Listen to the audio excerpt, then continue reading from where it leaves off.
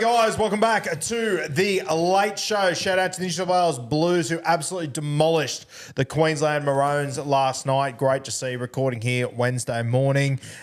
Score, I think we won by 4. Demolished was a bit over the top. What do you think happened? Yeah, it was 24-20. I like that. Yeah. What about you, Catmandu? I'm saying, my mic's off. Sorry. Can you stop eating on the job? It's just gum. See, there's just fucking... The professionalism. Mate, if I flip that desk over and there's gum all over the bottom of it, I'm going to lose my mind. I'm offended that you think that I'm that type. As she chews into the microphone. Yeah, unbelievable. Someone out there is enjoying it. All right. No doubt. Okay, we're going to do today, instead of answering your questions, what we're going to do is go through the super pods for the run home. So 10% ownership or lower in the top 10% of Supercoach. Are you in the top 10%? Yeah. Yeah? Don't say it confidently. I hope so. Your team's a fucking burning train wreck. Top 7%. Top 7%. Top 1% Love that. incoming. I know someone that chews gum and isn't in the top 10%. Embarrassing. How embarrassing. She's a debutante. The Rock. With our rock-offs as well, that is, I think 14 in a row now it might be. Remarkable odds, I believe. Been informed that if we get 20 on the trot, the odds of that happening will be 1,000,000 to 1. Let's do a rock-off today. Winner gets to choose the first Potterella to talk about. Yeah. I want to keep it up. I've been meaning to check this, but I haven't got around to it yet.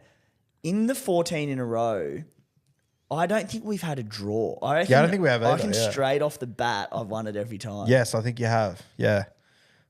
I'm really enjoying this. Let's do it. Ready? Scissor, paper, rock. Oh, yes! Yes! Yes! Oh, that's a moment in time. Fuck you, Tim Williams. Apologies. The crap out of me. I don't care. Sorry for you at home, but don't care. Do we have to pay the medical bills of the burst eardrums from people around the nation? Put a sound warning at the start. Do anything. I don't care. It's part of How it. fucking good. If we had the bunker in this, they'd say there was a false start on the rock off and we'd be going again. Here we go. Yeah, well done, mate. I was getting a bit nervous about it through the week, so it had to come eventually. Oh, that felt good. What did I even do then? I don't remember. Was I paper? You were paper. Oh, it all happened so quickly. Can you talk to us now that it's happened? Yeah. Was there any thought process going into the week? Had you gone back and listened to last week's or anything? No, mate. It's panic stations every time. It's hit and hope stuff. That's devastating. Oh, that's good. It's over. That's fantastic. Right, that's an omen for your Supercoach season 2. So I get to take the new ball. I'm gonna go, mates. What about Mitchy Barnett at 8.2%, making his Origin debut last night and absolutely flying? Couple of injuries over there at the Warriors. Could he be a little play for the run home? Yeah, look, a try on Origin debut. What a way to do it. Remarkable from the big fella. Yes, he could, but he's so expensive. So he is expensive. 776K. He's got a 3-round average of 106, a 5-round average of 97. He had 90 in base in his last game against the Bulldogs. Obviously, golden point in that one, but still, great buy, especially with dual front row 2RF. I'm just not paying 776K for a front rower. Yeah, fair shout. What do you got? Papenhuyzen currently ticks this box at 9.9%, but he'll be out of cheap pod range very soon, so I won't touch on him. As will Connor Watson at 9.2%, but let's go people who actually probably stay in pod range. Yeah. Ryan Papenhuyzen's one that people are sleeping on. Ooh. He's at 7.9% ownership at the moment among top 10% overall. 652K. Tough game, obviously, this week against the Roosters, but look, we know what he can do. He's been very close to, he was very close to 100 against the Tigers on return. But then he goes Eels, Dragons, Rabbitohs after this week. I think people are sleeping on him. I agree. I like it. He'll obviously lose the goal kicking this week, which hurts him. Nick Meaney coming back in. He didn't goal kick anyway. Wishart did. I wish I did, didn't he? Yeah, true. Sorry. I've got my eyes on other fullbacks personally, but I can understand people looking at him. Well, put it this way, for people who still need a fullback after this week, if he comes out and puts 80 to 100 on the Roosters going into that draw and looks the good, which I think he will, it'll change. Yeah, it can become very appealing. Mate, I'm going to drop down to the 3% range here. That was quick. Yep. I think Dane Gagai with this Newcastle Knights run home is delicious. I've already got half of the Newcastle Knights team, and I seriously considered him this week, and I'm still not ruling him out. Round 23 onwards, I absolutely love the Knights draw. I think you got Tyson Gamble returning there this week, maybe next week. Man, I reckon he's a great little pod play, Gagai. From round 23, because of that draw, Broncos by, Panthers away. From round 23, yes. I don't think you could go on him before then, though. He just gets it done, doesn't he? He's shown recently he's got a bit of a ceiling. He won 20 against the Raiders, tonned against the Storm down in Melbourne. So 2 scores against Melbourne this year, 194. Wow. Yeah, I like it from round 23. From round 23, I reckon that. So it's going to be very interesting in round 23 for people that have trades. I think we're going to have to make a decision. Well, I think 2 very good plays that week will be Dane Gagai and Zach Lomax is the other one that I think will be very appealing that week for the run home. And there's another one, Josiah Manu, round 24. Ooh. So coming back probably before the bye, but look, the way the Roosters are going wouldn't shock me if they just waited till after the bye, give them that extra time. Comes back to Eels, Titans, Raiders, Rabbitohs. See, and there's what we're saying. That's 3 guns. Like, Cat could get them all. He's going to have that many trades. She could make that many moves. So in a good spot. I've got... And you could nuff out whoever the hell you wanted to bring them in too. I used the word nuff the other day and someone was very impressed. Nice. I was like, do you know what I do for work? I talk about nuffs all week. What were you about to say about Manu? I was about to say Cat's evolving. I am evolving. Manu, I'm going to buy him around 24. Simple as that. That means I'm not buying him around 24, so that works out well for Yeah, me. what could possibly And go everyone wrong? out there, poor Joey Manu. Bloke's just trying to finish his NRL career in good fashion, and you just can't help yourself. Beautiful. Can I double dip the chip? Yeah, go for it, mate. I think the guy directly underneath him at 3%, Brian Kelly's interesting too. I know I actually know a reasonable amount of people that already have Brian Kelly's little pod play. Out on that left edge for the Gold Coast Titans, if you're a Jaden Campbell owner or a Fafita owner, not a bad little stack there. I'm more confident in Kelly now than I have ever been because he's stringing games together more than anything. He's like, gee, he can find an injury, the poor bugger, but hasn't, I don't believe, missed a game this season. His base is outstanding, and just the left edge attack is excellent as well. The one concern maybe would be, and I'm getting a little bit nitpicky, I agree with you. I think he's a good buy with a good...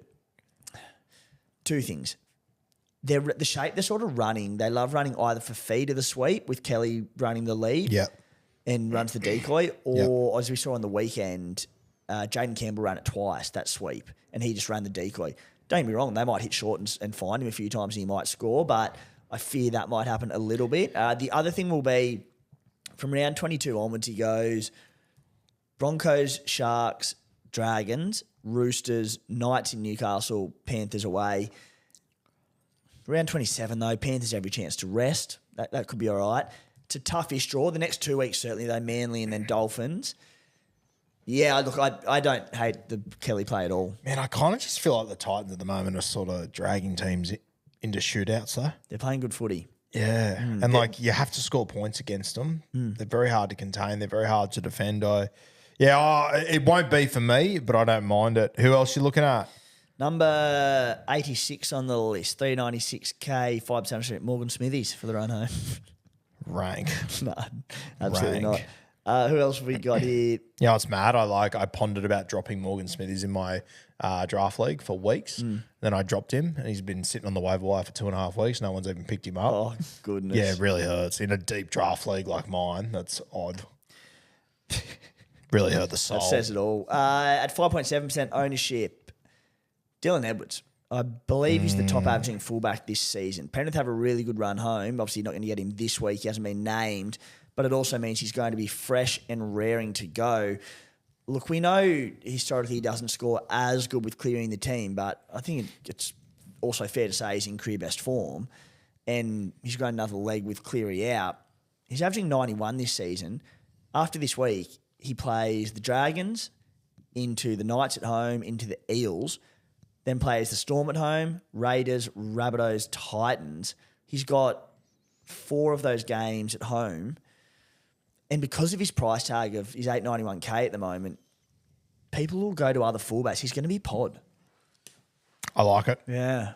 Yep, very interesting one.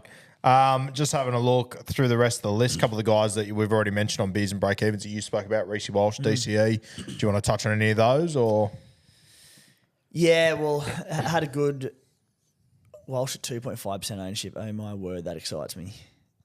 And Cherry Evans at 2.2%. Oh, yeah. As I said, I think they're coming into my team this week, so I'm very keen on both of those guys.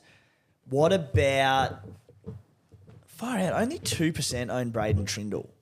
I thought more jumped on last week. yeah, I thought more would have jumped on last week, but it probably shows in that top 10% how many people are lacking trades. Cleary on his way to, I guess. Dual half at 5'8", though, Trindle. Yeah, fair, but so are all the guys we've got now, pretty much. With a soft run home, whether you like it or not, people are going to go to Braden Trindle next week off the back of that. The big ton... 138 points in that first game without Nico Hines, negative 35 break even. What do you reckon?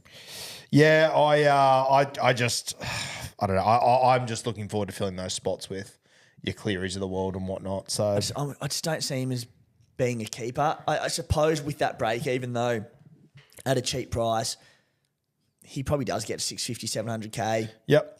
You can flip him to a gun in 3 or 4 weeks, but at this time of year, trade to get him in, trade to get him out. As I'm with you, I think you want to be trying to do it in one hit to... Yeah. The reality is Braden Trindle had a blinder last week. It was against the West Tigers, who pretty much didn't get off the bus. I do want to watch him for another week just to see how it all plays out. Here's one that needs to be flagged for those out there. 627K, 1.1% ownership. People should jump on Jesse Ramian. No, they shouldn't. Get the fuck away from Jesse Ramian. And by the way, Tim, are you impressed that I haven't even brought it up yet? I can't believe it. Yeah, because you're trying to keep it under wraps. Oh, mate. Last week, I had him as my VC, 85 or whatever it was. Trindle drops a ball. He drops a ball at the open try line. They could have been curtains for you, kid. They could have been Red Rover stuff. Please. Well and truly Red Rover stuff. What changed your mind on the loop is what you were looping him all weekend and then... I changed my mind on the loop because I looked around the room on Sunday afternoon and went, Christ, I have got everything riding on the Knights winning this game. All my bets, all my hot seat, my draft needed the Knights to do well. And I thought, you know what? And then when you were on Ruben Garrick, I was like, oh, this could turn into the worst afternoon of my life. So I jumped on Garrick just to sort of hedge my bets a little bit. And thank God I did because it was close to the worst afternoon of my life. It was awful. Tough gig. But yeah, I think Rayman at 1.1% is outrageous. He's probably getting a little bit expensive for people. But, mate, another one that I've got who's very low ownership, he's at 2.2, I think he is. Bradman Best, KP returning on that left edge. Ooh, 2.2 still. I thought he would have gone up a bit after that big score. He's actually 2.1. He's gone down 0.1% this week. Here I was thinking 2.2 was low. Yeah, so I'm obviously big on the Knights for that run home. So you're going to have a winger, both centres, an edge back rower and the fullback. Potentially, yeah. And their reserve fullback in Fletcher Sharp. Who else, mate? Who else jumping? I'll tell you who's been going really well, and I wouldn't do it, but Jack Bostock just keeps doing the damn thing. The Dolphins are really good on their left edge. And it's Isaiah Katoa digging into the line. The way he does that just ties in defenders so well. He's got that big floater out to Bostock. He does. The problem with Bostock, the Dolphins' run home is terrible. So I actually think Jermaine Saka, who's pretty high ownership, and he's actually in the most traded this week. I don't know why. Not super high up it, but I think there's I guess you call it an antipod play on Jermaine Asako because of their draw. Like, I'm not playing him this week against Penrith. I think there's a big chance to move on from guys like Herbie and Asako, and it's tough going on the run home. Cam Murray. Oh, I was about to say him. I've been waiting. You just keep chipping him with this. Nah, you go. You're going to love this. I'm going a little bit cold on him. I had him lined up as a trade in this week or next week for a fair while. My concern is just the Rabbitohs, if they're dead and buried, which, you know, no Latrell, Arrow's been sent for season-ending surgery, sort of looks that way. they don't have a need to play in big minutes on the run home, especially he's already had his injury concerns this year. If they were fighting for finals still and a bit more realistic, and look, maybe they win a couple and go on a run, but I can see him getting early showers in games. Yeah, I agree. I want him so bad, but just if there's doubts in my head, that's a red flag. Yeah, huge red flag. Unfortunately. Mate, just having a look through the rest of the list. Jesus, some good players at low. Like I know he's never been overly Supercoach relevant, but like Stephen Crichton's at 0.2%. I thought there would have just been enough Bulldogs fans out there that would have had him in their would side. have locked him in. There was someone else I saw that was a little bit appealing to me just before. Connor Tracy.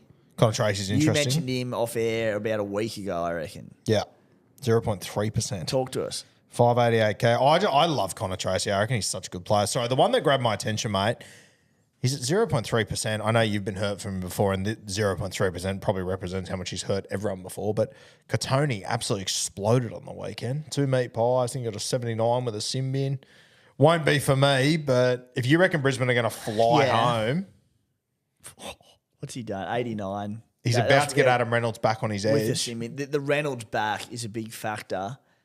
Yeah, I'm not going near him.